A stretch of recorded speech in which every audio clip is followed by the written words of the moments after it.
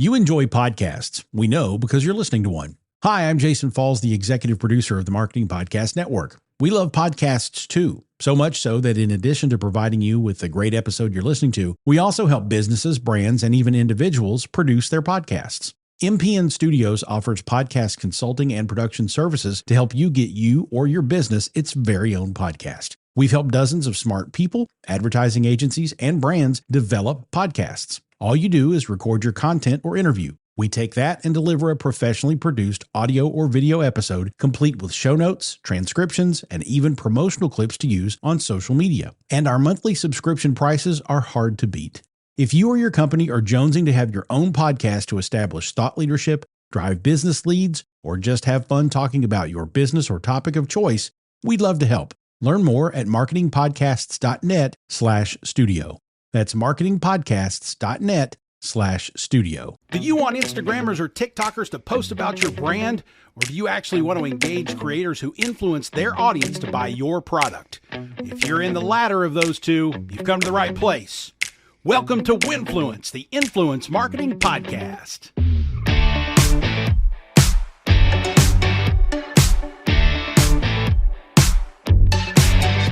Hello again, friends. Thanks for listening to Winfluence, the Influence Marketing Podcast. It's been a minute. For those keeping track, the last time I posted an episode of Winfluence was 2 years ago. I hope you haven't missed me, but I also hope you're excited to hear something new from my thoughts on influence marketing. And as a measure of transparency, know that the only reason I stopped regular episodes of the show is, well, it worked.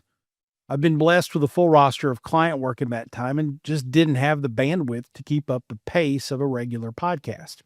But that means I have 2 more years of experience dealing with the day-to-day of influence marketing strategy, campaign management, execution, and measurement. I've also been teaching students an influence strategy course at the University of Louisville. So it's not like I'm coming back to the podcast without new ideas or fresh and recent perspective. So I hope you'll appreciate that. And to be realistic, I can't promise I'm going to churn out a weekly episode from now on and be right back in the saddle. Let's just say when I've got something to share with you, I will. So your subscription is still worth holding on to. And I won't be throwing countless episodes at you just to stay top of mind. For those of you who enjoy a good Jason Falls rant now and then, you'll be delighted to hear that those moments are really the ones when I have something to say and share. So expect less interviews and more grumpy old man wishing the world would be better. When a new episode of Winfluence pops into your feed, it'll be fun for sure.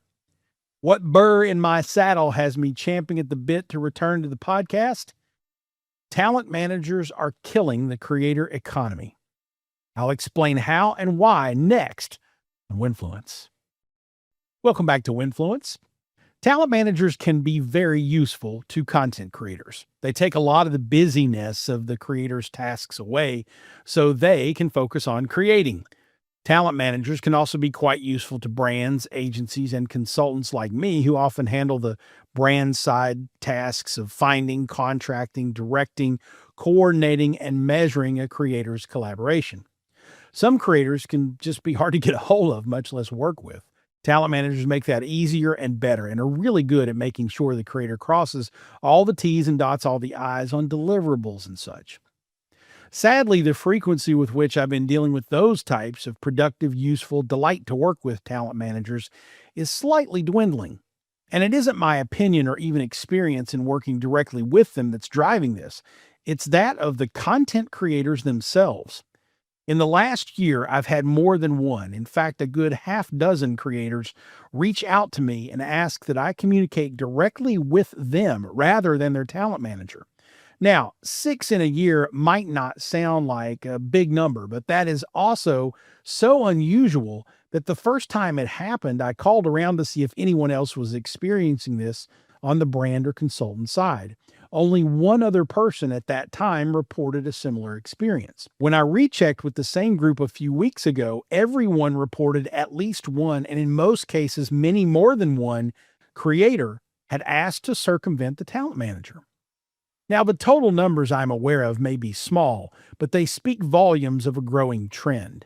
In every case that I have direct knowledge of, the reason the creators are asking brands and their representatives to cut out the talent manager is the same. The creator is getting less money and less brand collaborations than before they hired them. So you have to ask why. I've talked to several talent managers, some small independent ones, others who should be described more as talent agents more than managers, the ones that big firms, people in the industry know. And of course, I've been doing this a long time, so I understand the space well enough to know why certain things happen. The primary reason a creator would get less money and less deals when they hire a talent manager is likely because the talent manager is in it for themselves, not the creator. Most talent managers are paid on a commission basis. That means they only get paid more if the deals they secure for their creators are more. So what they do right out of the gate is raise the creators' prices. You know what talent managers don't do? Increase the creator's audience or effectiveness. So right out of the gate, the same creator is now asking for more money for the same audience size, content quality, engagement rate, and so on. Do you raise your rates without reason or justification? Probably not. I can't think of many industries where that happens without the subsequent fallout of less money, less deals. In this construct, the creator is hiring someone to take a certain amount of work off their shoulders. This someone is then changing the creator's pricing to ensure they, the someone, is paid optimally. Now think about that scenario in any other walk of life. When you hire an accountant to manage your books, does your accountant then increase your prices 20%, likely without your knowledge or approval, to pay their fees? Now, I've got more to say about that, but we'll save that topic for a future rant. Raising the creator's fees without an increase in effectiveness or efficiency to justify it is simply the talent manager eliminating a percentage of brands that will be able to afford or have interest in working with the creator. If a brand were paying $10,000 for this creator to collaborate with last month, they aren't going to pay 40% more this month without a corresponding 40% jump in performance.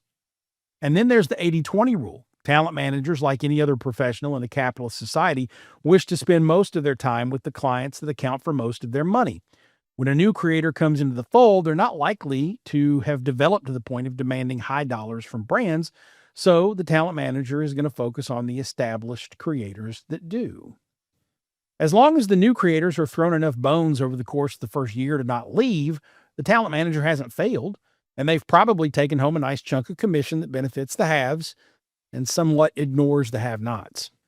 This wouldn't be such a hot-button issue for me if it weren't for the fact that the creators that are being priced out of their market are not the ones with hundreds of thousands of followers and a big bankroll of brand deals.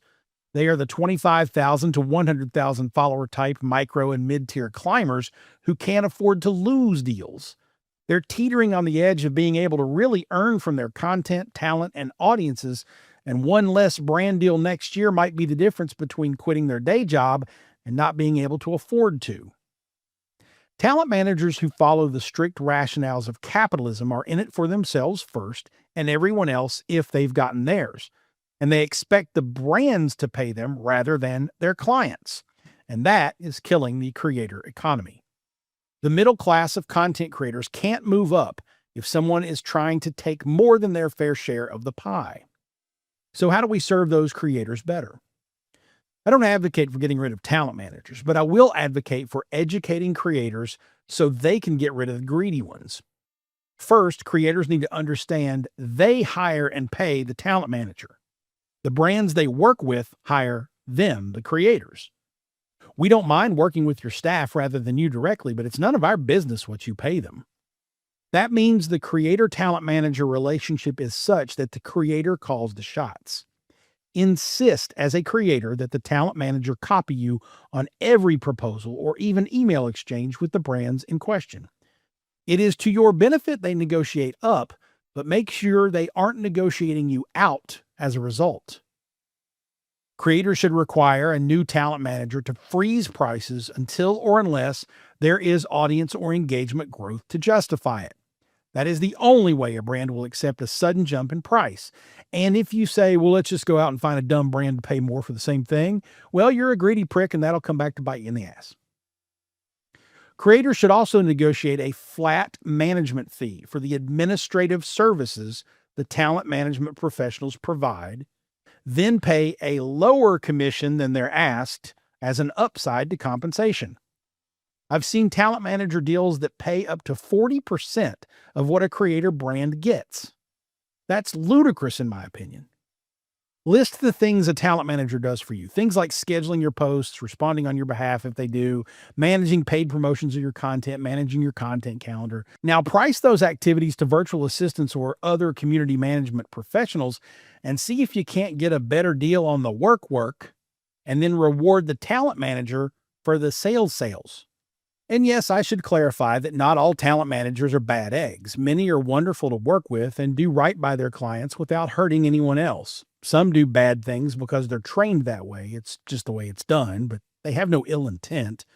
I've had the good fortune to work with a lot of really good ones over the years who understand that everyone has to benefit in the relationship: the creator, the talent manager, the brand, and the consultant or agency that represents the brand side too. But when 1 becomes 2, becomes 4, becomes 8 in an industry that isn't big enough to ignore exponential growth of a hurtful trend, we have to pay attention and do something about it. I would love to hear your thoughts on this, especially if you're a talent manager or their client, the creator. If you're the latter, are you getting less money or less deals after hiring a new talent manager? I'd love to know about it. And yes, I will protect your anonymity. I have no intention of singling anyone out. I only want the influence marketing space to get better for creators, brands, and those of us in between. Email me at jason@jasonfalls.com. And I know you know someone who might get fired up hearing this little tome. Share this episode with them. Send them to winfluencepod.com or the direct link to this episode, which is jasonfalls.co/talentmanagerangst. Thanks for sticking with a largely dormant feed for the last couple of years. I hope to talk with you again a lot sooner than the last gap between meetings. If you have a moment, drop Winfluence a rating or review on your favorite podcast app. We're on them all. Winfluence is a production of Falls & Partners. Winfluence also airs along MPN, the Marketing Podcast Network. For more great marketing podcasts, go to marketingpodcasts.net. Thanks for listening, folks. Keep watching your feed for more on Winfluence.